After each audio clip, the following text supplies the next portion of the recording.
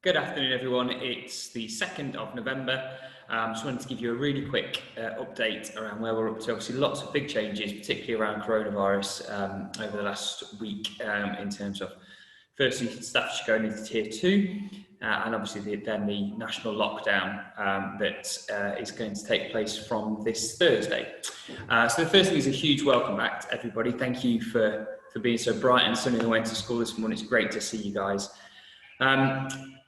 Obviously, we're again at a time of great change, and I know that's going to create quite a bit of anxiety for lots of you. I've spoken to a couple of parents already today about that. What I would say to everybody is that we are trying to do everything we possibly can to keep children in school as safe as possible. We understand this is going to be a time of great anxiety for lots of you. So if there is anything at all that we can do or anything that you want to talk through, please feel free to just give us a call or to pop and see one of us on the gate. Although the national figures are very, very high, what we know in our areas, actually those figures are relatively low, one of the lowest areas in Staffordshire. And part of that, I think, is because of the excellent work you've done as a community to keep one another safe, you're following those rules, and keeping that transmission to a minimum. It's now more critical than ever that we follow those rules, and that we're doing everything we can to stop that transmission so that we can get back to some sort of normality, hopefully before Christmas. And we can enjoy that festive period with as few restrictions on us as possible. The first thing to say then is around Tier 2. Obviously, at the moment, Staffordshire has stepped up into that high tier, Tier 2. Although that doesn't have any huge implications from a school perspective, it does have implications for you guys in terms of your behaviour outside of school, social conduct. I know that you've all been superb in terms of managing that over the last period of lockdown and then through into this easing of lockdown. What I would say though is we really encourage you to follow that through now. We've been very fortunate here that we haven't had any cases in school, no confirmed cases. But that's because you follow those rules so effectively. As cases rise across Staffordshire, what we want to do is make sure that we keep open, that we keep those bubbles open as much as possible so that every child can stay in and enjoy their school learning journey with us. The next part of that is the national lockdown, and I know that this is going to cause even more anxiety. The big thing to remember with that is that we're going to continue to follow and do the same things that we were doing before. The risk level is increasing generally, but simply because there was an announcement on the weekend doesn't mean that all of a sudden we're at an instantly a higher level. This risk has been increasing for a period of time.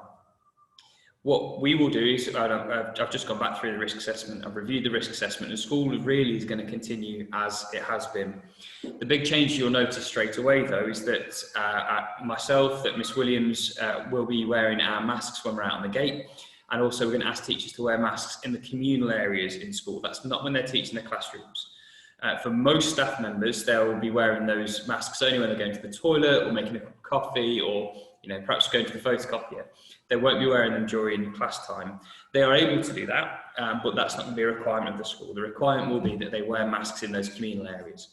The reason for that is that we know that transmission rates seem to be a lot higher amongst adults.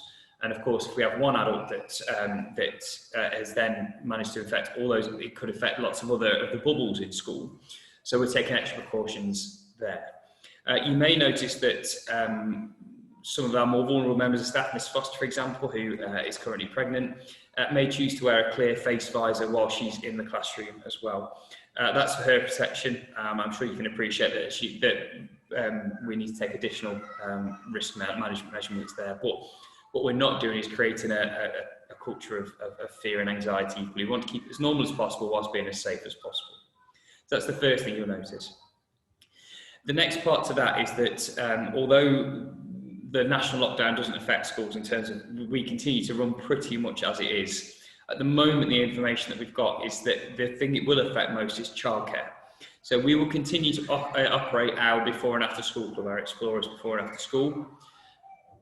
However, if you guys don't need that, then we're happy to pause payments on those or any invoices if you're not using them. If you don't, because obviously the fewer children we have in that wraparound care, the better. They're much safer.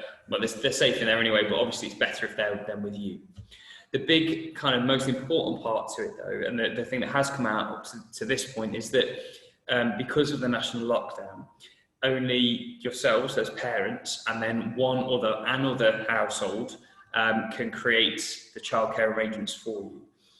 This is my current understanding. This may shift as the Department for Education comes out with more advice. We haven't had that information yet. But my understanding of that is that it means that if you rely on 2 sets of grandparents, for example, to provide childcare, or some grandparents and another family, or whatever that might be, we're going to ask you guys to keep it to one family, wherever, so one alternative household wherever possible. Again, this is the information I've got so far in my understanding of it. If that isn't possible, if for example you rely on 2 sets of grandparents and there's really no way of just keeping it to one, or even better, just for you and your family, then please just get in touch with us and we can see if we can find a solution to help to make that better for you guys. But the official guidance, and my understanding at the moment, is that it is only one other household that can help to provide that childcare. Again, I have a child myself, and I understand the difficulties that creates for grandparents and for you guys as working parents. But like I say, please, if you can, try and reduce that.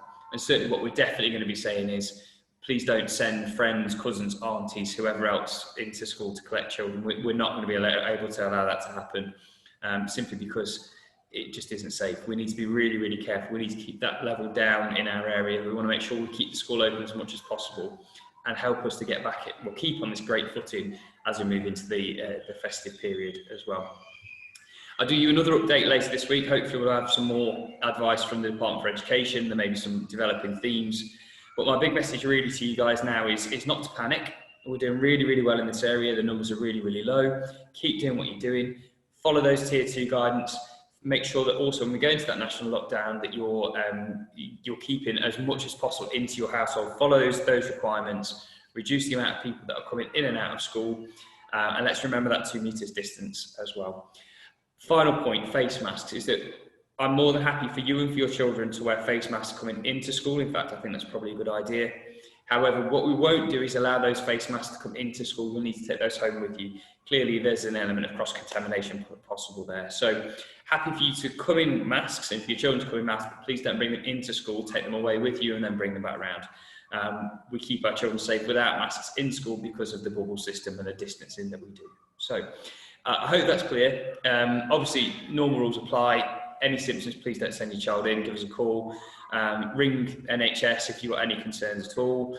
Test and traces, there seems to be much greater capacity again at the moment, so please do use it if you need it to. But yeah, just be extra mindful, and we'll do all we can together. Thank you as always for your support. I'll come back to you with any further information as soon as I possibly can. Yeah, stay safe, guys. Thank you for everything you're doing and everything you have done. And let's hope that we can get through this next 4 weeks successfully together. Thanks. Have a really great day, and we'll see you guys soon.